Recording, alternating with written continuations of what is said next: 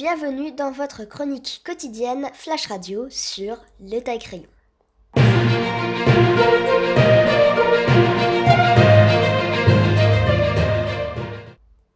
Retrouvez-nous tous les jours à partir de 21h sur YouTube, Spotify, Google Podcast et bien sûr sur notre site internet.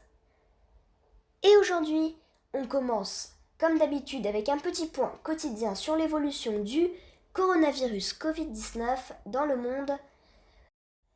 Et aujourd'hui, en ce mercredi 3 mars, on comptabilise déjà désormais 94 250 cas confirmés et plus de 3200 décès. Heureusement, face à cela, il y a tout de même des guérisons. On est déjà à 51 038 personnes guéries du coronavirus Covid-19. Quant à la situation en France, on compte désormais 212 personnes atteintes du virus, ainsi que 4 personnes décédées.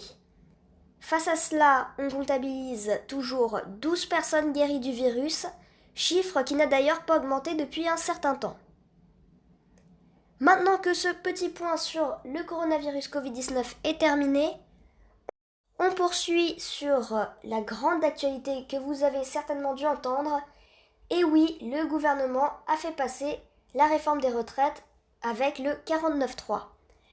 Pour ceux qui ne savent pas encore ce qu'est le 49.3, eh bien sachez que l'on parle de l'article 49 alinéa 3 de la Constitution. Cet article permet au gouvernement de faire passer une loi sans vote de l'Assemblée nationale.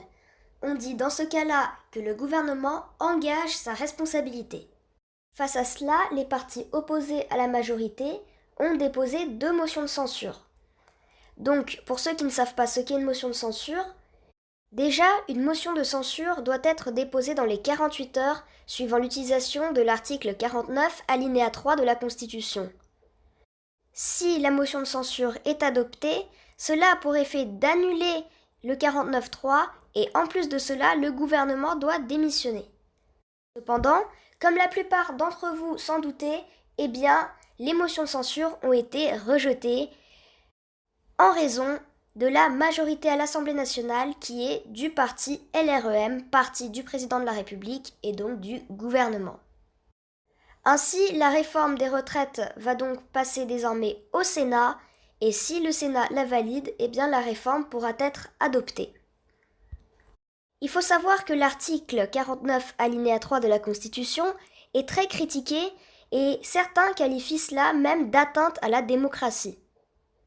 En effet, l'article 49 alinéa 3 de la Constitution permet au gouvernement de faire passer une loi sans avoir à consulter les députés à l'Assemblée nationale et donc sans vote préalable par l'Assemblée nationale.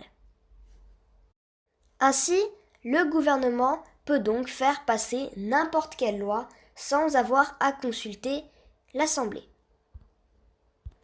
En revanche, comme nous l'avons également déjà dit, le 49.3 a des risques pour le gouvernement. En effet, les députés de l'Assemblée nationale peuvent déposer une motion de censure. Et donc, si cette motion de censure est adoptée, eh bien comme nous l'avons dit, le gouvernement doit démissionner. C'est donc pour cela que l'on dit que le gouvernement engage sa responsabilité. Même si cela arrive très rarement que des motions de censure soient adoptées à l'Assemblée en raison, dans la plupart des cas, de la majorité présente à l'Assemblée nationale qui est donc du côté du gouvernement. En attendant, des manifestations ont toujours lieu devant l'Assemblée nationale, le but étant de montrer la colère du peuple face à l'utilisation de cet article 49 alinéa 3 de la Constitution, mais aussi pour, encore une fois, montrer l'opposition ferme du peuple face à cette réforme des retraites. C'est tout pour aujourd'hui. On vous dit donc à demain, même heure, sur YouTube, Spotify ou Google Podcast, pour retrouver votre Flash Radio quotidien.